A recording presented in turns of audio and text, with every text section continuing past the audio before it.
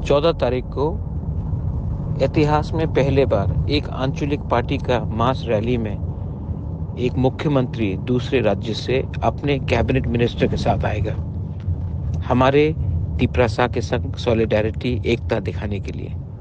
मैं आप सबको हर वीसी से दरख्वास्त करता हूं कि आप लोग अपने कामी से, अपने गांव से, हर वीसी से बड़े नंबर में आइए खुमुलुंग सिंडिकेट ग्राउंड में और मैसेज दीजिए कि तिपरासा अभी तक हारा नहीं है, तिपरासा अभी तक इतना कमज़ोर नहीं है कि हम अपने अधिकार के लिए फाइट नहीं कर सकते हैं। बोबाग्रा वहाँ में रहेगा, मेघालय का मुख्यमंत्री कॉनराड सांगमा वहाँ में रहेगा, पूरा तिपरामोथा का सीनियर लीडरशिप वहाँ में रहेगा।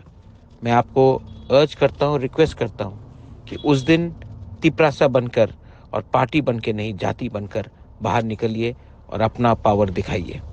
दिस इज बोबाग्रा फॉर ऑल। पेलाई नहम्बा।